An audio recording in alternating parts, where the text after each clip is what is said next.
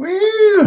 Super live, and I don't know why I do this. I'm like the worst type of streamer where I just randomly stream live for absolutely no reason. But tonight I wanted to do it because it's election night, and it's gonna be a bummer because there's gonna be no results, but everything's tense.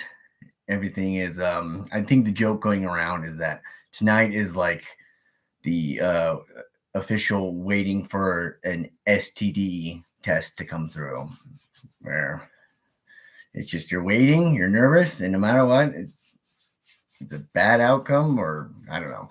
I just, I know like nights like these where the funniest thing is, I remember back in like my super drinking days, one of the, I guess, luxuries of it was that I was drinking. I didn't care about world events or who was president or what was going on. I was just so focused and inundated on what my next drunk was, or rather, if I was doing drugs, what my next high was. And so I never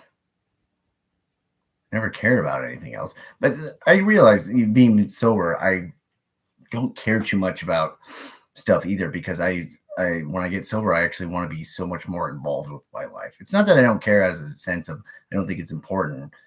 I just think like the mental bandwidth that I have is not enough. I can't don't have enough room or anything to care about that type of stuff.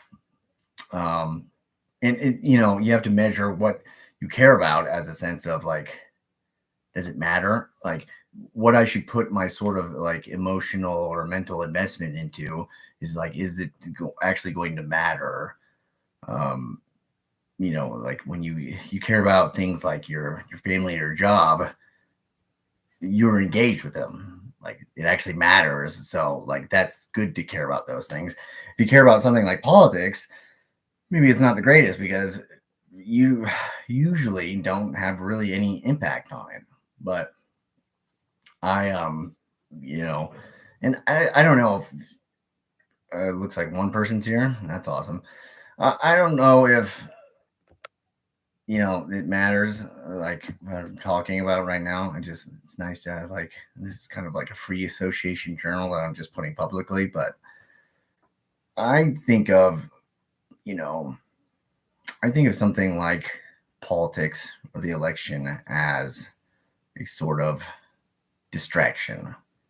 And I think, if I were to put it in terms of addiction or recovery, you think about a distraction from your life. And I would think that for me, drinking that and drugs wasn't so much a distraction, it was an escape. Like that's a big difference because like with distraction, it means you're kind of still involved or with something, but you don't have focus on it. You're not paying attention to it. With escape, it means you like drop out completely.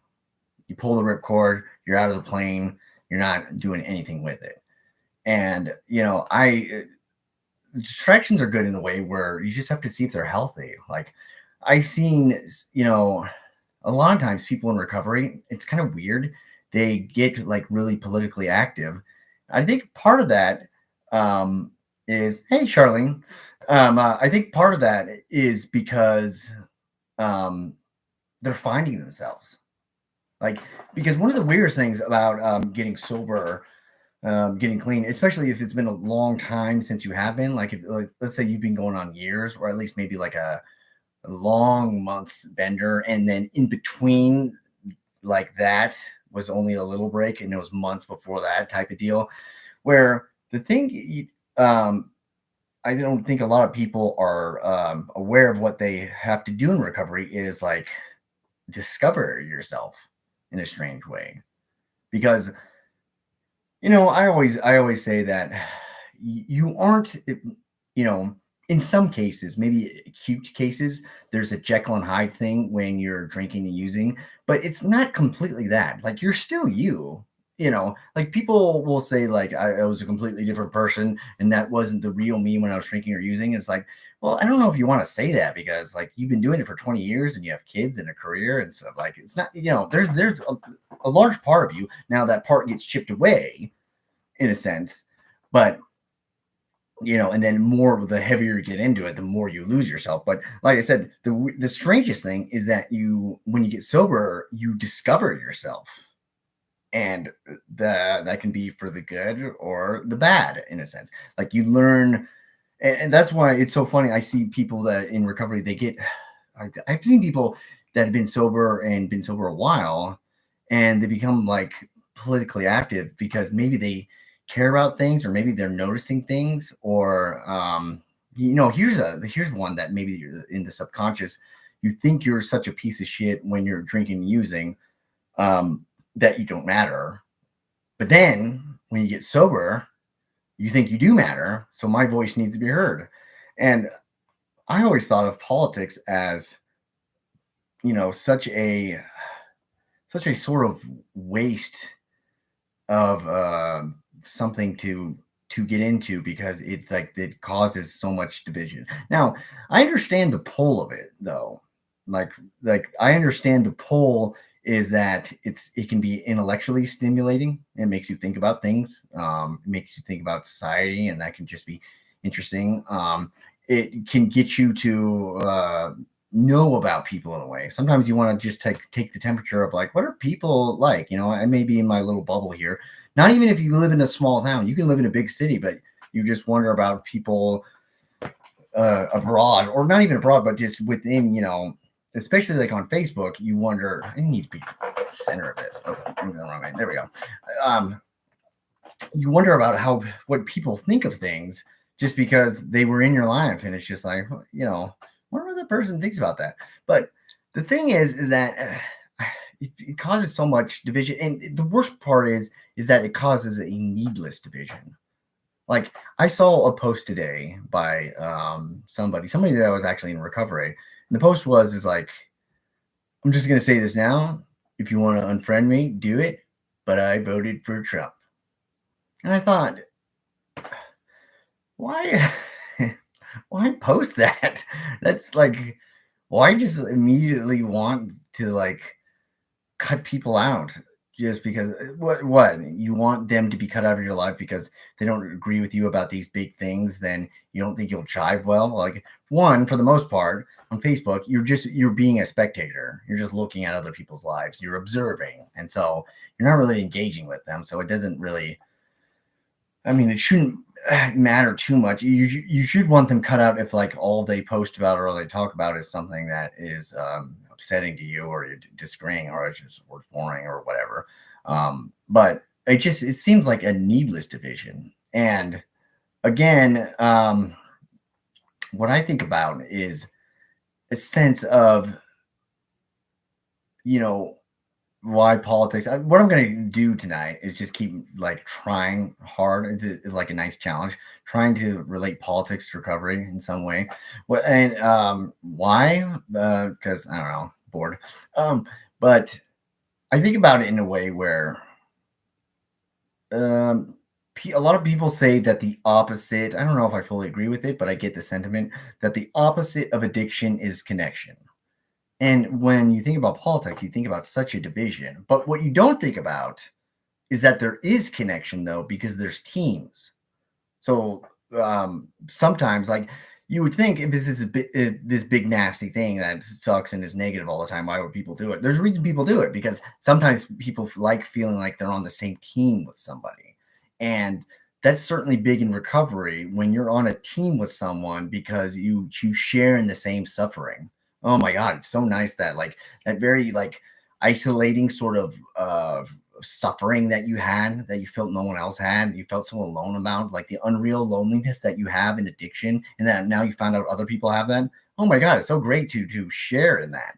And so that's one, I think, good part about like being on a sort of a team together. But then you have teams that are, I don't know, about ideological things. And is it worth it to like share this ideological thing but block other people out? The funniest thing is that I remember, um, I remember in rehab. It was so funny. You could talk about like so many things that could be divisive in the sense of like bad things you did, where you could talk about like I drank and drove with my kids in the car, or you could talk about how I stole money from work and I worked for a nonprofit, or you could say so many things that like would you not want to say in public. You would not want to because you feel like it would divide you from people or ostracize you. But in rehab, it was quite the opposite because you had the freedom to do that. But the one thing, so you would think, okay, so if there's something you can't talk about in rehab, that must be radioactive, right? And it was always politics. And it was politics because it would separate people in these ways. And again, I in this, I don't know, philosophical way, when is there time when you need separation? Like when, like truly, I in a weird way, when do I need to like not hang out with somebody because they believe something? Like, so I think a good example would be like if someone's racist, then yeah, if they believe in that and racist beliefs, that's a good reason to not associate with them. Um, but if you believe in stuff like about the economy and how that works,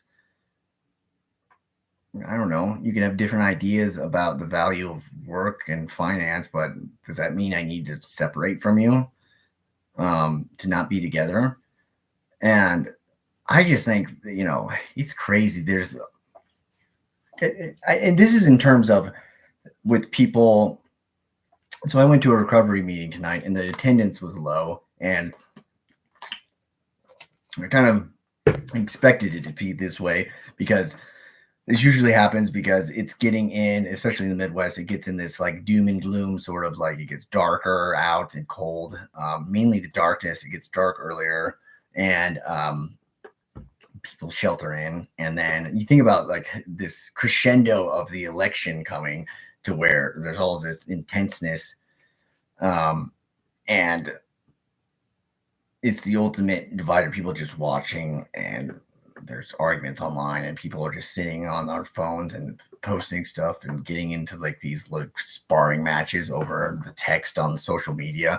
And just that being aloneness is such a scary thing and a dangerous place to be for anybody who's struggling to be sober or in active addiction, because it can make you drop even further down, or somebody in recovery that's vulnerable, or actually just any person really, like it just puts you in a bad mental state. And I think that I don't know if it means there's one person here that anyone's listening, or it's just I'm here. That'd be weird if it just said I was here. Doesn't matter. I'm gonna keep going.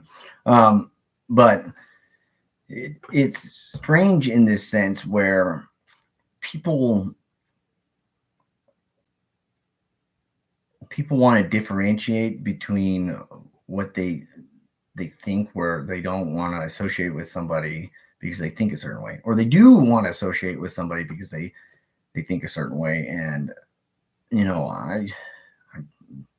the way I think it is that in your life you have a certain amount of like, think of it as like, I don't know, an exchange of like money or something. But what the money is your interactions with people, right? And you only have so much that you can spend. Some people have a lot of money, some people have very little. So like, for instance, some people that have little money is they work a job that's very isolating. Like they're at a computer all day and they're like an engineer type of person. And they're working in a program and they're not interacting with people. And maybe they're young and don't have a family, and maybe they're single and they come home to no one. So they have very little like money. So any interaction they have with people is magnetized because they have so little of it. So it will resonate with them like hugely because that's the only interaction they have. And then you have some people that they're just out and about and I know like someone, for instance, a personal friend who's like really good at sales. He's out going around, he's making calls, he's talking to people. So his job is reaching out to people and talking with them. And then he has his coworkers that he also talks to. And he, he makes times for friends and everything like that. So he has a lot of money to spend. And some people, it's just like money. They don't mind if they have enough of what they need. They don't mind that they don't have that much money. Some people have the need for a lot of money, but you can't be impoverished in a way. And what I mean is that you can't be impoverished in the sense that you can't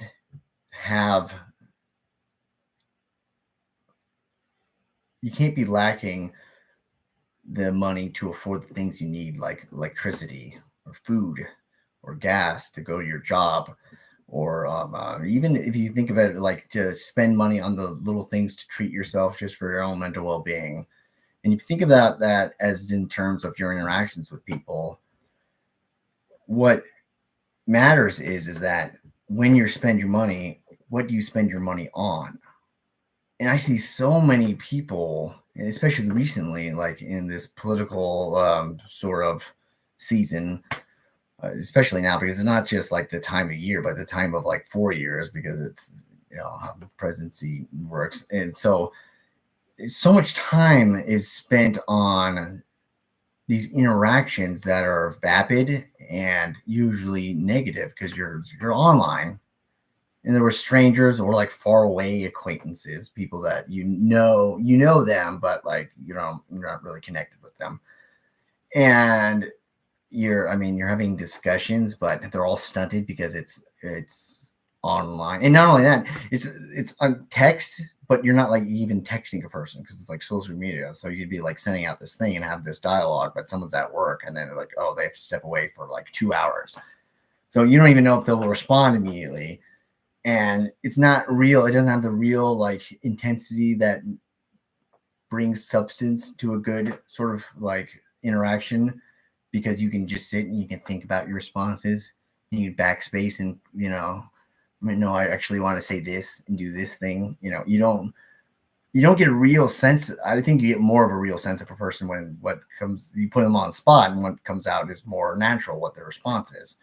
And so people just spend so much of their money or their time on these interactions that are hollow and upsetting. And then you've spent that money and you're exhausted. And so you come home and maybe you're not having conversations with a significant other, or talking and hanging out with your kids, or texting or calling you like your friends, because you've wasted it on just Joey whatever face on the Facebooks or the Twitters or the Instagrams or the MySpace. I like MySpace. It's gone now. But I think about that, where when I was really engaged with people, and I was engaged a lot, and they were healthy interactions, I was always sober, no matter what. I remember there was even a time where I was at a job I didn't like. I had a couple bad things happen in my life. So things on one side weren't going well, but I was still really engaged with a lot of people. I was talking with friends still a lot. I'm talking with my recovery peeps and stuff like that a lot. So, and I was still sober during it. And on the flip side of that, there's been a time where I was at a job where I was making good money and I was in good health. I didn't it wasn't like sick, the long string of just like not being sick, and I was sober, but the job was isolating, and the circumstances with some of my friends, I couldn't see a whole lot, and even my family. And from the outset, like my bank statements and everything else like that, things were going good, but I fell into this depression. I have clinical depression, so it'll come on, but how much it's exacerbated depends upon like these sort of factors. And I just think how important it is that the interactions you have with people. And I was thinking about this where something like coworkers are so important in your life, and people, I don't know, give enough credence to that. Where you could have a job, like the function of the job, what you do for a job, the job description is you love it, it's really good. It's something you're good at, something you want to do, all that jazz. But it can be destroyed if you have a bad work environment because you, it's not fun to admit this, but what you do with most of your waking hour is usually work, unless you're like, a stay at home uh, mom or, a student. Um, I don't know if there's any like super young people watching this, but most of it is like we don't like to admit it, but most of it is spent with the people you work with. So if you have bad relations with them, that's a it's not a great reality, but that means that you're not having a good time most of the time. And I remember there was for instance, there was a job that I hated. I was in sales and I was selling cell phones. I don't care about money that much. I don't like sales. I originally I got the job just because it had good benefits, and it was just like a job to get. Honestly, it was one of those things where it's just like, oh, they hire me, sweet. I need to be hired right now because of finances,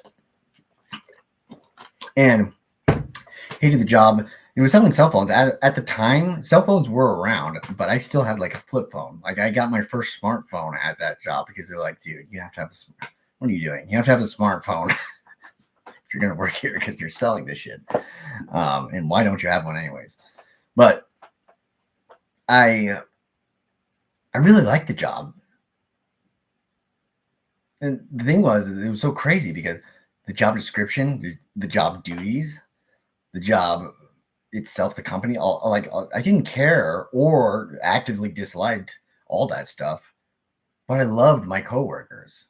It was a smaller outfit, so the it's intensified by the people you're around because if there's less people, you get more of them. And I love the people I worked with, and so it was like awesome. I mean, it wasn't awesome, but it was really good, despite everything about the job being against what I actually wanted to do. And I reflect on that and I just think how important it is that people you surround yourselves because, especially if you're in recovery and you've kind of taken back your life, you like to think that you're very autonomous and independent and you have control over the way you react to things, your response to things, but you are so, I mean, I think one harsh realization or one that is uncomfortable is like how much you are affected by the people around you, even if you don't want to think that way. You're like, I don't deal with drama, I don't deal with BS. Like, I block it all out. And it's like, you kind of don't though. Like, there's no way you don't, like, it's not a physical thing where like a windshield you can put up, like where you can block it out. So, like, in one of my social work jobs, this was when I was working for getting the severely mentally ill, like housing and stuff like that. Um, the office environment was crappy. It was just a lot of gossip and like negativity. And I was just like, well, I'll block it out. I won't engage. So that's fine. But I could not. It's kind of like one of those things where if you're eating alone or if you're waiting for somebody like at a restaurant, or just anywhere in like you're an office, the waiting room, and somebody's having a conversation, you're like, I'm not going to eavesdrop. I don't want to listen to them. You're listening to them. You can't help but listen to them. Your brain, the way your brain works, like it's going to hear the words and it's going to have opinions and think about those things. There's no way you can just be like, unless you literally plug your ears, you can't listen to them. So when I was at this job and I was thinking to myself, you know what, I'm going to block them out. I'm not going to engage and I'll be fine. It's like, that's not true because I have to hear it. Like it will come in and there's no way that you can hear stuff and not have commentary about it. because your mind just works that way. It thinks about things. And I realized I was in these sort of bad moods. And, I thought I didn't know why, but I was just like, yeah, it's because, like, usually I was out and about for my job, because I would go to the basically there was temporary housing where these severely mentally ill people lived, and we were trying to find a situation where they could get like more permanent housing. So I would go out and work with them. But there's a lot of coming back to the office and doing documentation and making calls, and it would be negativity. I wouldn't engage, or maybe I like shoot out like a little joke or something about it, or just to be there. But I would just be like, nah, no, I'm not paying attention to it. No, I'm not involved with it. It doesn't affect me. But it did, because you absorb it, because you don't have like a tangible filtering system to where you can just, whatever sort of communication and things that's coming to you, you can just block out. You can just decide not to feel about some stuff. And so I think about for myself, like, I really need to make decisions and be cognizant of what my environment is for my well-being. You know, so much of my focus on getting better is like working on inner things. Like, I need to work on, like, my sadness, or sometimes my anger, or my impulsivity, and like these all these inner things that I need to fix and I need to work on. But really, like, a big part is just like my environment, like the stuff that I don't control, that is just coming to me. And it's not like, it's not anything I'm doing. It's just like being shot out from people's mouths or their actions, or whatever they're doing. And I, how much am I being affected by that? So when there's, if I'm around positive people, even in a bad situation, I would usually be more positive. And I don't know. I guess I never put too much thought into that. It's one of those things where, like, I know it to be true, but like, how much did I actually put any sort of action onto it? Like, how much did I actually put that into the equation when I was making choices about my life? Like, for instance, looking for a job, like, how much, when I got a job, did I pay attention to the environment? Like, oh, okay, so my coworkers are like this. I wouldn't think about that. I was just thinking, I need to learn how to do the job. But hi, Dave. Dream inactive, or dream inactive. I guess that's the same thing. Hello. Um, I'm just talking about your environment and how it affects your mental health. I guess I'm a rambling man. Oh, I was born a rambling man.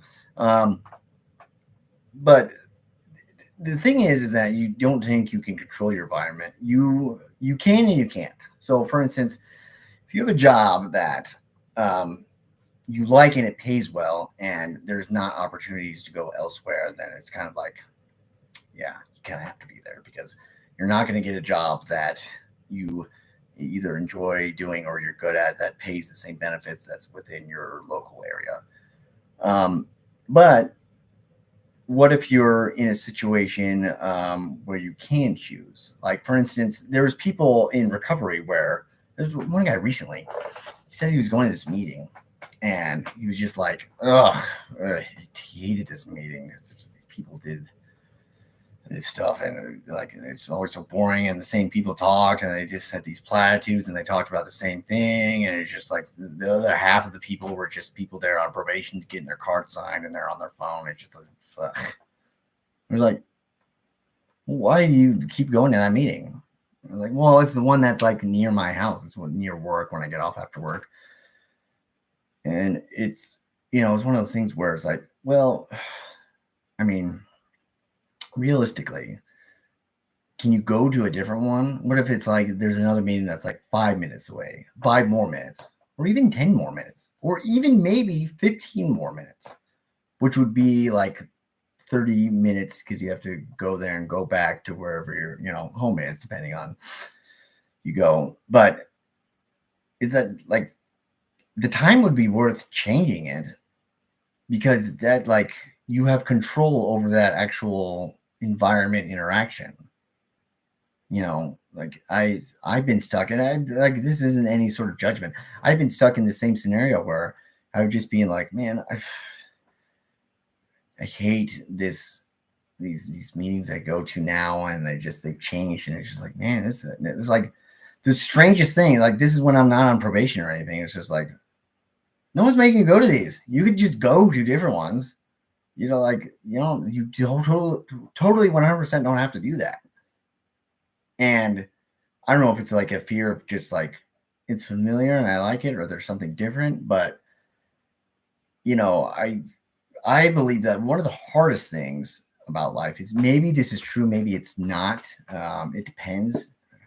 But there's a sentiment that people only change if they have to. If they have to. Not like that they should or they really should, but if they have to. And I think to myself that, it's the people I think that are super successful or are super well adjusted are people that can change when they don't need to, because they don't have to wait and be stuck in a bad situation and incur debt. And debt could not just be money, but debt of like stress, debt of like wasting time. And I just think about it to where, if I can make changes when I don't have to, it would be so nice. Like, in the sense where you can kind of just coast. And this goes for jobs, this goes for relationships, and certainly goes for addiction, drinking and doing drugs. Because one thing is that I look at it as a curse or a blessing, is that I really can't be a functional alcoholic anymore. When I drink, it just like I become non-functional. I've gotten to this point. Like, there was a long period of time where I would drink daily, drink throughout the day, drink at work. I wouldn't really get blotto or anything like that, or just like a little morphine drip of just keeping the buzz going. And I just did that for like years.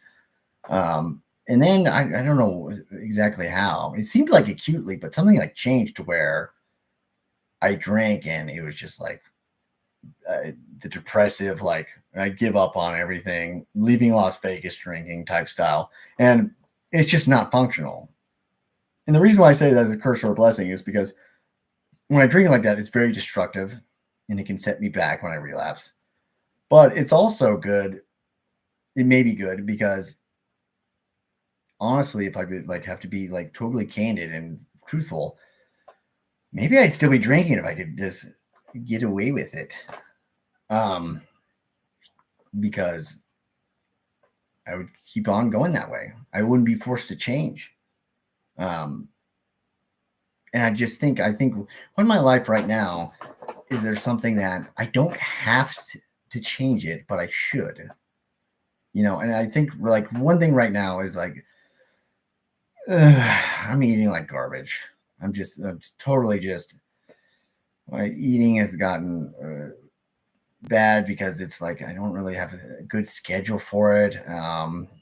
Eating is not always about money. It's just about convenience. So I just pick up stuff and just like eat stuff with a lot of empty calories and just a lot of sugar and just. But the thing is, though, I do some working out and I play some sports amazingly, but not a whole lot, like on the weekends.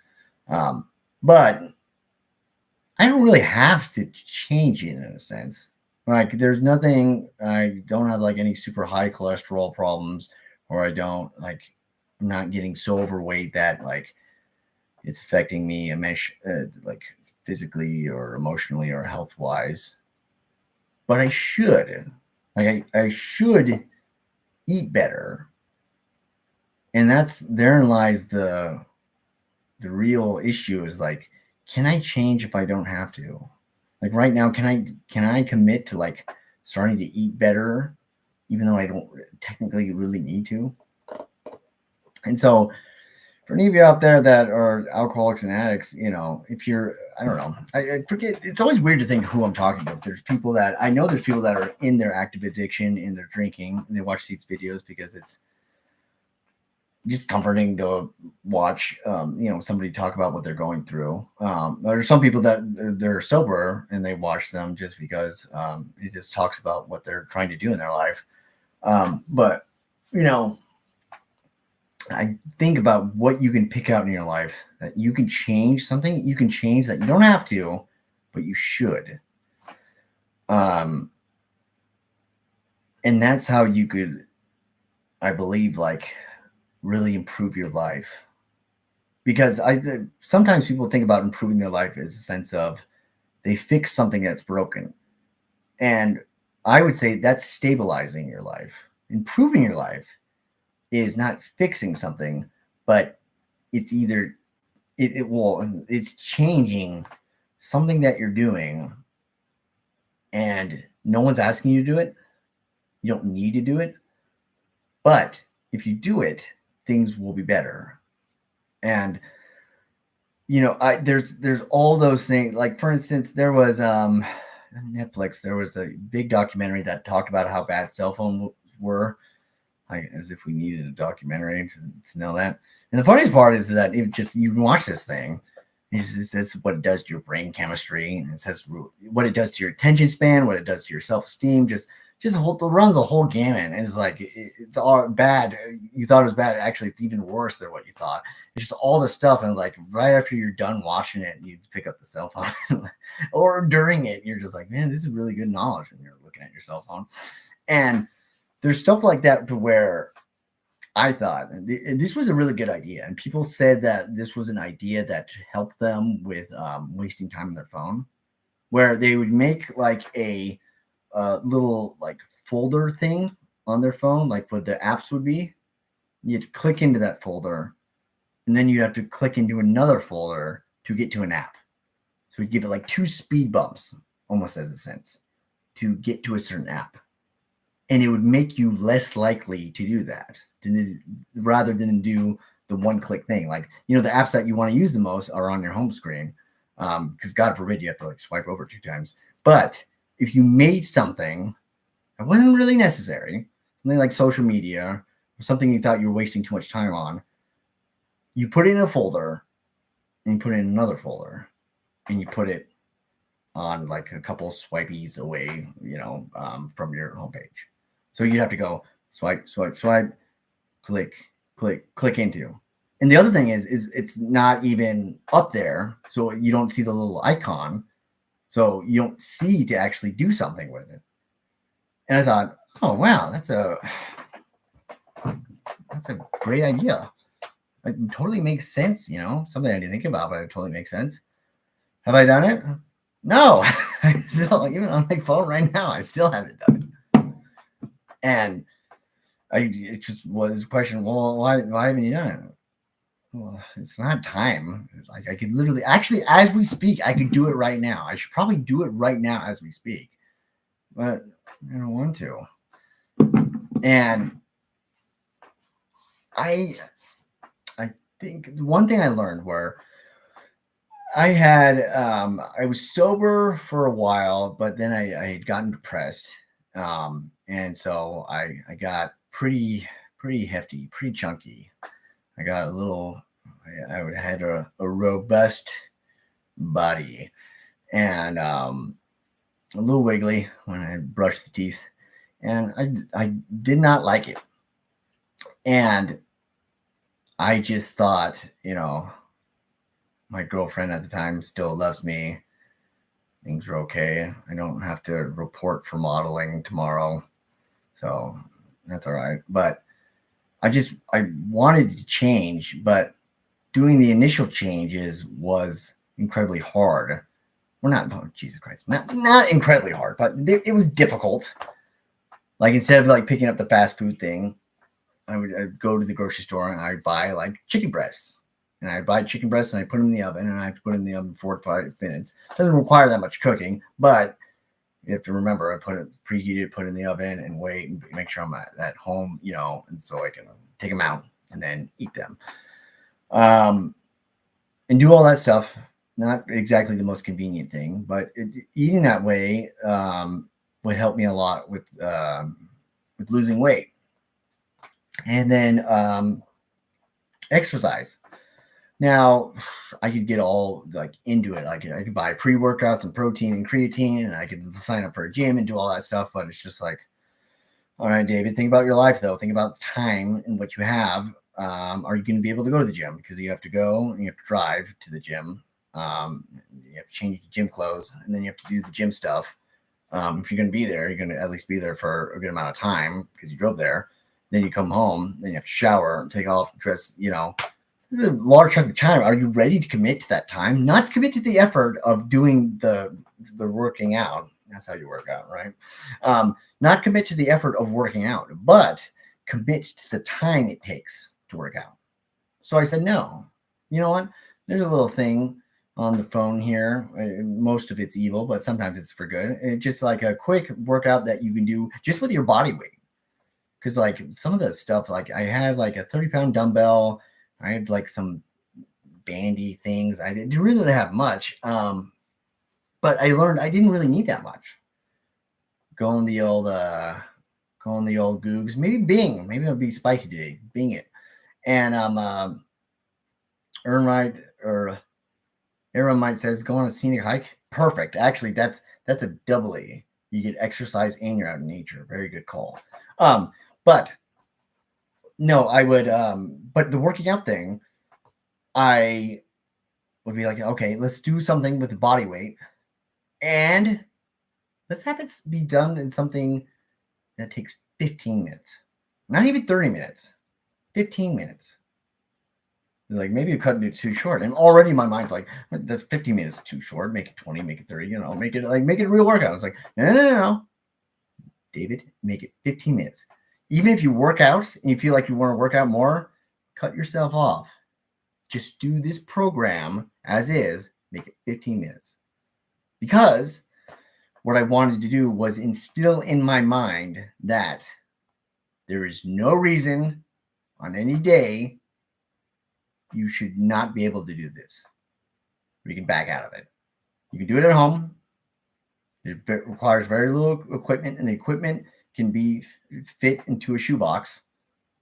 You just put it on your phone, and you already have a playlist of, even if the songs are 3 minutes, it's 5 songs. Work out for 5 songs. And plus there's ads, so it's, you're already on your way. And when I did that, and I did the thing with the chicken breast, just those things, I lost 55 pounds. I actually had like little crevices of perhaps abs, like emerging from the dark. They were like, what is this sunlight? Where have we been? I want to maybe go back to the darkness, but it emerged. I had definition, and I looked and I felt good. But the biggest thing is that there was days it was difficult and days I didn't want to do it. But what I had mistaken was that I thought when it was difficult to do, it was going to be like that every time. What I didn't realize is that over time, it would actually, things would change psychologically. I got to a point where that 15 minutes was nothing. Eventually, I bumped it up to 20 minutes and a little different workout. But it was nothing. It was like, it wasn't that like it even got easier. It was just like, oh, that's just something we do. And then with like the eating food, I extrapolated to more like different types of eating. And I didn't realize that not only did I was able to acquiesce to eating this type of food, but the thought of fast food started to gross me out. I thought about Taco Bell and I was like, ugh. Is that I never thought I would think that and be like, well, that sounds awful. It's like, no, that sounds great. It sounded awful to me. Like things actually changed in my mind. And that's what made the long-term change happen. Wasn't just because I became stronger to do these hard things. The things became less hard. And perhaps sometimes I even enjoyed them. And what Eremite had said, like go on a scenic like hike, you go out in the forest, you do something that is not only good for you, but you actually enjoy doing it to the point where you don't even think about you're doing it because this is good for me. You're just like, I want to do this. I actually would be bummed out if I didn't do this, to the point where if this was bad for me, I would still do it. And that, like, I know with changes in my life, one of the biggest things that give me hope whenever I relapse, whenever I've like fallen back and I've just like, damn it, David, gone to the same stuff you've been doing. Have you ever really changed? Was the times that you changed were just actually just like temporary, and this is the real you, just this always falling for instant gratification or aversion to discomfort, and you're going to be an addict. You can't ever be different. Like all these times of like hopelessness. The one thing that gave me hope was that there's potential of what my mind can be that I'm not aware of. I can grow. It's kind of like when you, through time, you grow to like a food that you originally hated. You're like, what? Did my taste buds like biologically change? What happened there? You don't know what happened. I don't know what happened, but it changed. And that's what gives me hope, is that things will actually not that things get easier or you like to do things more, but the actual function of your mind or what appeals to you actually changes. Like the potential of what you want to do changes in a way. And so when I think that like something is insurmountable, I'm not going to be able to do something, especially not do something long term. It's like, well, you think that now because you're thinking with your head that's right now, but the head and mindset you have now will be different. And this is something I always knew to be true. It was true with a lot of things, but for some reason, when it came to drugs and alcohol, I didn't believe it. I was like, no, this will not change. I'm always going to want to drink. I always like think that I need to drink to feel escape or happiness or relief. This is the only way I'll find a way to be comfortable.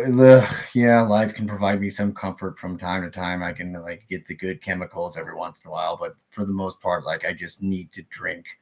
That's the only way I'm gonna be able to get through this like terrible long college course called life. But it's not true. I'm predicting what my mind will be for in the future forever. And my mind has like always changed. And you know, the thing is that I would not think that it would change, maybe because I didn't want to, because I wanted to keep doing the same thing I was doing, because it felt familiar and comfortable and good to do. But I don't know. I just always thought, I mean, we're just right now, folks, fellas, ladies, and jelly beans, we're just ripping and running. I'm going on one topic and just going all over. Just if you think about this live stream, is like if you blew up a balloon, you hold it up and you just let it go. That's where we're going. Let's look at the election results. Okay, so Barack Obama is up 20 points to Al Gore. Oh, it's a tight race in Libya. Interesting election. No, it's probably going to be Joe Biden. Yeah, I think so. You know, it'd be hilarious if the next 4 years he ran again. Oh, that would be so. He just came out. He's like, "I'm doing it, baby." He just ran again. Just everyone's like, "What are you doing?" Yeah. Election night. The thing about election night, this is super terrible for, especially like for Americans or just people in general, is that unless it's, I guess, unless there's some sort of like major like landslide thingy, you're not going to get the results. You don't even get to see the end of the movie or know how it ends or whatever. Like it'll just be like wah, wah, more votes to be counted. It's like that's not fun. It's supposed to have the big reveal. You're supposed to stay up and see like how the game ends. There's 4 quarters. We're gonna throw the Hail Mary at the last seconds or whatever. And it's like no. It's like it's weird. It's like soccer. Soccer has that weird thing where there's just like time where there's the after time where we'll tell you when it's done. What?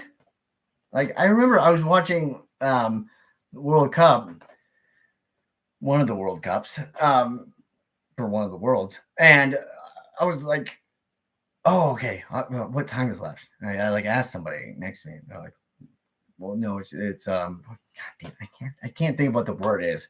What is the word for the time that's after?" Anybody watching this? All the thousands that are watching this are probably just screaming at their Blackberries. But that time, like it was just like, oh, how much time do they have left? Like I don't know. It's like, wait, well then how do I know what if they score now? Like, where's the cutoff point? And they're just like, well, they'll let you know when it ends. Like, let me know when it ends. It's so like anticlimactic. It just drives me so crazy. I'm gonna figure it out right now. Go to Google. All hail Google. What is the time in soccer that's after the game is over? Stoppage time. Stoppage time. You're so stupid. It's like because why don't you put the stoppage time up? They're just like, it'll be done when it's ready. It's like the world's most popular sport. And the way it ends is like, we'll let you know. All right. What are you all bickering about? What are you in a rush for? It's only the World Cup. Soccer. I loved playing soccer. Kind of didn't like watching it. But yeah, I used to play. Man, I think about back in the days. I was it's only the world leader of the most powerful country. You're trying to get into soccer? Good for you. I remember what I was thinking about was that, dude, when I was playing high school soccer, I was addicted to opiates. I was doing like 80 milligrams of Oxycontin and just going out there and just running. Just like, oh my God, the amount of just firing off the chat now. Fire away. It's not like it's too crowded, so that's totally fine. I'll interact with it when I see it. I long back for those days. It was like, dude, I just pop 80 milligrams of Oxycontin, smoking like full flavored menthol cigarettes, and just playing like full games of soccer and not being winded. And I recently, like last weekend, I played football, 2-hand touch. Oh my God, after like 20 minutes, I was like, please tell my family to not resuscitate. Like, oh, it was so embarrassing. I was so out of shape. I remember the podcast I'm on. She listens out Dakota. Wait, was this on the podcast or off the podcast? That's how much the podcast is just like us talking that I forget what's on it or not. But the question was, would you have $1 billion or get to like, this is when you're like 50 or something. If you had $1 billion or get everything you had when you're 20. And first, my knee reaction, which was crazy because his was so different, I was like, $1 billion. $1 billion all day. And like his thought was like, well, if you're going to use the $1 billion to make yourself like better, like physically, like in the health wise, that it's not always working. I was like, no. I don't care about that. I would be fat and balding and gray, but I'll have $1 billion. $1 billion. But we started talking about it more, and he was just like, but dude, just to do the things, just to be out and about, just to be like walking. like around, like for your job, walking around to not be winded, to not have like you have a sort of injury, just an injury from life, just like you pull your back, like putting on your sock, and it lasts like 3 days. Like all that's gone. Just your what was the option? $1 billion or what? $1 billion, or you get all of your like health faculties. Everything is like reset, like back to your 20s. You have all the libido, testosterone, or estrogen, or nicotine, or whatever. You have everything like you're just young and vibrant, basically like youth. And I would just think I was like $1 billion, dude. I could travel the world. Eat like some good food like McDonald's. I could, dude. I could go to museums. Let's go lump Dave. Yeah, that's why I'm lumping, dude. I just want the money, the cheddar. Um, no, but dude, I could go to like museums. I could get a nice massage, dude. Get a nice massage. You could probably get like an internal massage. Like they could shrink a person down using CRISPR or something and plop that baby in, and then you like massage your like intestine and like your kidneys and stuff, dude. That's the type of massage you get with $1 billion. You know what? I'm back on the $1 billion train. So what? You get to have like great sex and you're youthful and stuff. It doesn't matter. You could have great sex because you could hire a top tier sex worker, and it just, you know what, make your day. I don't like the sex worker. No, actually, you know what I would do? I would no, Jesus Christ, I'm not gonna say that. No, but anyway, you would yeah, $1 billion all day. What are you talking about here? Say it. Oh no, what I was gonna say is that you could just, instead of just getting like a super hot supermodel, you can make someone's day by just going down like to the local Applebee's and talking to one of the waitresses and propositioning them. That sounded super creepy. They're not in a relationship or anything. No, no, never mind. I'll give her the money and go away. I don't.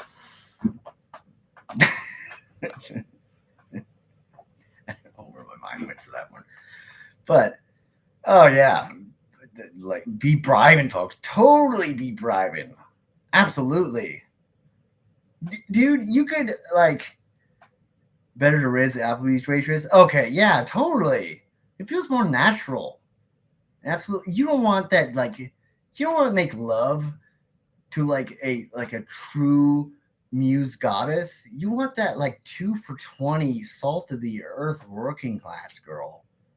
You know, she's got calluses on her hands. She has a smoker's cough, and you put it in and just make tender love. Sex would be disappointing with a model. No, yeah, it probably would. You'd just be pumping away, and she's just like, I don't know, doing her taxes on TurboTax on her phone. Actually, that's a laptop thing. No, like the billionaire gets to buy the healthcare that restores your body to. Well, that was the thing. Is like, I remember Brett was like, no, you can't do that. Which I believe is kind of true, because billionaires buy that stuff. Like even Tom Brady, who had this crazy, all the money in the world, and he has this crazy diet and stuff he did to play football, which he wanted to do forever. He still could only do it when he was 45, which 45 was amazing, but still, that's just 45. Yeah, and Brett was talking more so. Maybe because he was going through it, like he was sick and everything like that. He was talking about like just your immune system, and for the normal person, not the alcoholic or the addict, like the recovery from hangovers. You're just like, you wake up, you like roll the crusties out of your eyes, maybe you puke, and you're good to go. You're on your way to work for child welfare case manager. No, I may have done that once, but anyways, yeah, no, $1 billion. $1 billion because, ooh, I'm gonna be this asshole. $1 billion because you also get to donate to charity. How about that? Red, who's not in the room and can't defend himself, you get to donate to charity, and you get to help people in their lives. And you fine, you're old and you have gray hairs, you have a sore back, your balls are particularly saggy. They're already saggily and wrinkly, but now they're just like, oh, it's like a depressed person's bed sheets, just crinkled and awful. But you get to help people. So how about that? $1 billion, make the world better. Let's see here. So yeah, definitely $1 billion. Not the health thing. This is I guess going back to recovery or whatever. One of those things where it's like, yeah, you get your youth or something, and I was always under the sentiment that, you know, if I could go back in time and tell myself like these things and give myself these instructions and everything like that, I don't think it would change anything. You know, like there's something that only experience can really like put you in a way to where you understand something. Because you get told lots of things. I've been told those things. You know, like it's like if I could go back and tell myself stuff, it's like so much of that stuff was already told to me. And I didn't do it because I had to experience it. Like the time machine thing. Like if I could if I could go back and tell myself something, what the real question is what could you go back in time and tell yourself that you think would make a change? I'm trying to think, like, and again, we're not doing the whole like lottery numbers or,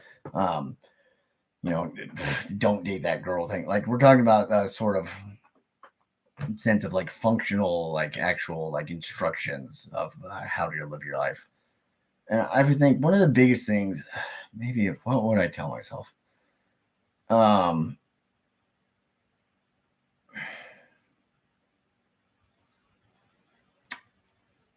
I'd probably tell myself that,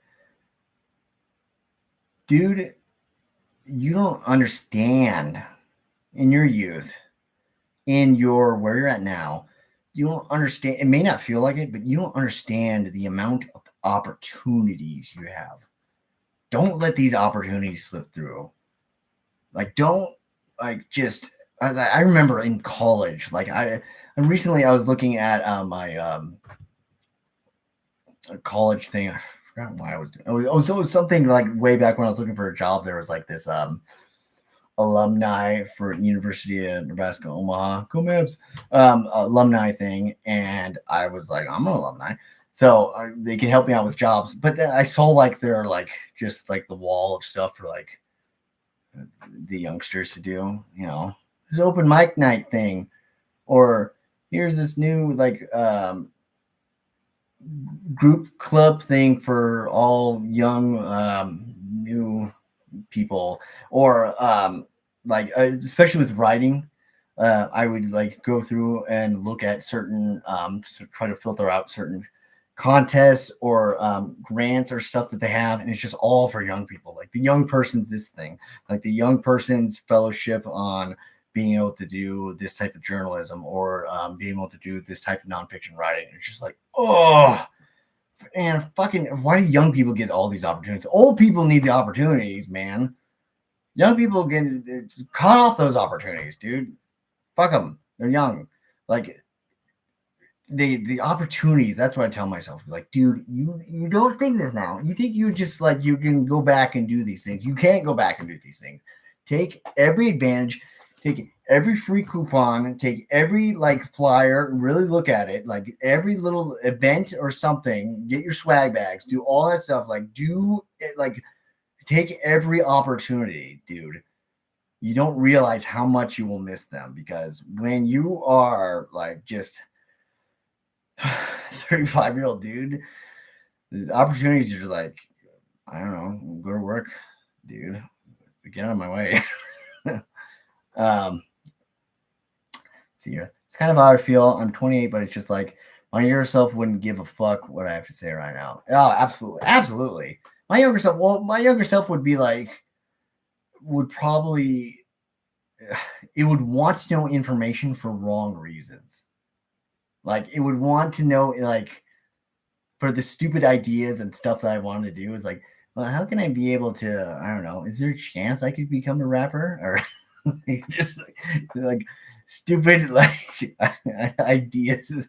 And I'd be like, no, no, dude, just learn Spanish, you dumb motherfucker. Learn Spanish. You got A's in all your Spanish classes, and you know zero. Is that Spanish for zero, dude? Learn. You don't even know that. Learn Spanish, you dumb shit. I don't wanna, dude. Learn it. Just oh my god. That's what I go back in time and tell myself. Learn Spanish. I can. You know what? Here's okay. Here's a fine point. I'm saying this right now. Go back in time and tell younger Dave to do these things. Well, why am I telling myself that right now? For instance, learn Spanish. I can learn Spanish right now. Duolingo or something. There's going to be a 50-year-old Dave that's doing a stream, except I'm going to be like on a levitating bed or like I'm going to be wearing the Google. This is like a squishy coffee cup thing. But I'm going to be wearing like Google glasses or something, and I'll be like live streaming. I don't know why I'm wearing the Google glasses. And I'll just be like, Dave, dude, I'd go back in time and I'd tell him this stuff, but he wouldn't listen. Like, I'm doing the same thing. I could totally, there's stuff I could do right now that I don't need to go back in time to do. I should learn Spanish right now. Let me see here. I'm going to go on Duolingo. How long would it take me to learn Spanish? Stoppage time. Soccer. Get out of here.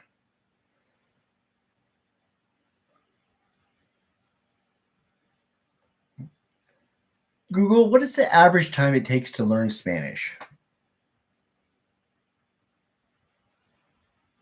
Class hours. The U.S. Foreign Service Institute estimates that it takes around 600 hours of classroom instruction to become conversationally fluent in Spanish. Time per day. If you could spend 1 hour a day working on Spanish, you could reach conversational fluency in 8 to 12 months. An hour a day for 8 to 12 months. I can learn Espanol. All right. Maybe I'll write that down. Maybe I'll do that. Ugh. I want to have a cigarette, but I have to walk away from this thing. I just picked up smoking too. I picked it up. What am I doing? The problem is I was doing a lot of writing, and the worst thing is that writing is smoking and writing go together like peanut butter and hot sauce. No, peanut butter, jelly. Just it's so perfect because the thing about writing is, most of writing is. Oh no, my thingy went out. Who cares? What does my face look? Who care? The thing about writing is, writing mostly is not actual click like writing. It's staring at a screen and thinking. Most of writing is thinking. You think, what am I going to say? What am I going to do? And the perfect thing about smoking is that it gives you a little thingy to do while you're thinking. And I did so much writing, which I was glad to do, but picked up smoking. It's not good.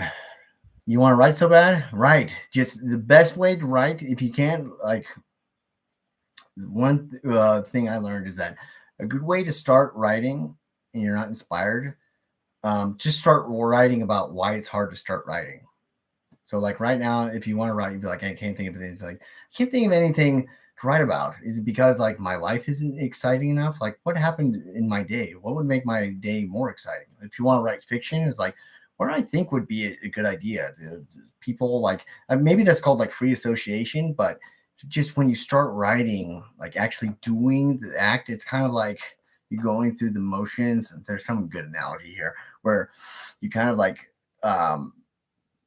when the kid is like pedaling the bike and the dad is pushing him along with, and then he just lets him go. Like that is like with writing, you're doing the thing and you kind of just go along your way, because so many times I've sat down to write and I had this like really like crystalline idea of what I was going to write about. Like, oh, it's going to be this.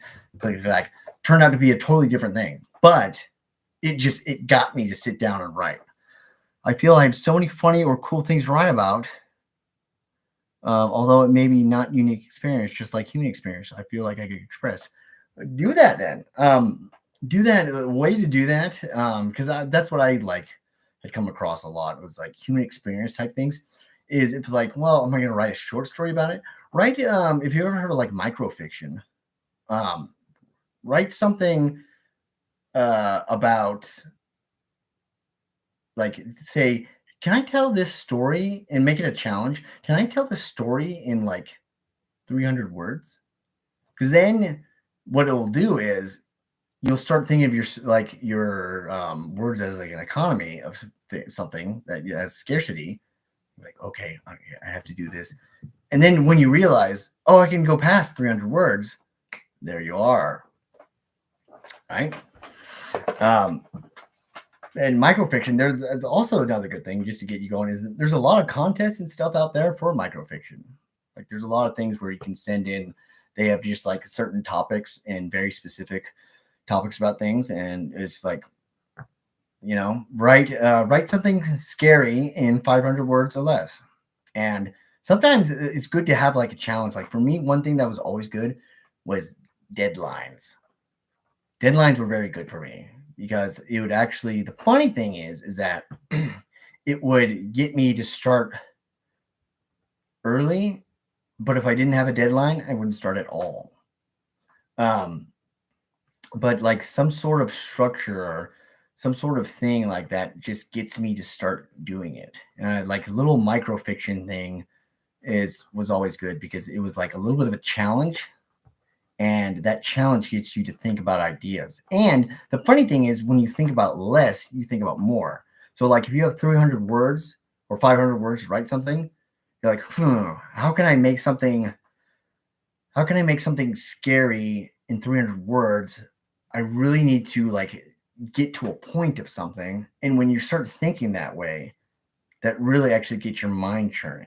You just go, okay, it can't just be all like philandering and going out and about. Like I really need to hone down on this one thing. And when you start doing that, you start like really like, it's like a really high beam like spotlight. You start thinking of one idea, this idea, instead of just like, it's almost like when you're at a buffet and there's like too much food and too much shit that you can eat, you don't even know what to pick. But if there's a buffet where it's like, you got either sandwiches, crab legs, or this roast beef, then you're just going to start eating right away. Yeah, I need deadlines. I'm a professional procrastinator. Yep, totally. I mean, some people are procrastinators in the other way, where they have a deadline and they do it at like the 11th hour. I'd be like that I was like that with stuff that I was not interested in, that I didn't want to do. The thing is, with stuff that I want to do, that I enjoy doing, like, which is funny because I say I enjoy writing, yet it's hard to start. I was like, well, if you enjoy it, why is it hard to start? I don't know. But if it's something that you procrastinate, that you like to do, but you find it hard to start doing, that's where the deadline comes in, which is good. I think is that for me, it was like, if it's something I didn't want to do, it was it was algebra homework, or if it was like I had a lot of my sociology essays, and there was one like a topic I either done 100 times. I just had to write a paper. Like, oh god, I would procrastinate to the 11th hour because I wasn't interested in it. There's a writing, like I had an idea, and like sometimes, like right now, I have like this kind of like loose idea for a story, and it's not quite fully there yet to where I'm just going to jump on the laptop and start writing it down. So I'm procrastinating right now. But if I was told, that's why I like looking up contests or stuff like that online. Even if you're not going to send stuff in to that contest, if you think about it, if you look it up and it'll say, oh, actually, this contest has been going for 3 months and I only have a week to do it, I should jump on this right now. Even though it was arbitrary or even imaginary, because you were not going to even like sign into this contest, it gave you something to start doing right at that point. You're like, oh, I got to get this done because it ends in a week. Secretly, it was like, well, man, you weren't planning to even send it. You didn't even know this existed like an hour ago, but it gets you to start doing it. I think I'm going to have a smoke. That was a good bit of rambling. Let's see how the election's going. Oh, Benjamin Franklin is in the lead. Oh, he was already a good president. Wink. That's my live stream for this stuff. Maybe I'll do more stuff like this. I feel better about this. My videos are just, I have a good idea for something, but then I don't like, I can't do it in the moment. Then it's fleeting. Then I feel like I have to go back to it, and I don't know. But then sometimes I think I can ramble, and I'm like, I'll just spitball it, and then it's just like, Dave, you were just talking nonsensically, and you're just like flittering out, you're like a little sparkler that you're just waving around, and no one wants that. Um, um, this is cool. Love chatting. Yeah, hanging out. Good luck, Obama. Thanks, Obama. You know what I'm talking about. All right. Well, thank you, folks, for this No Chaser live stream. I'm looking for the way to end the live stream. Manage. Oh, there's the end stream button. All right, Mandela 2024.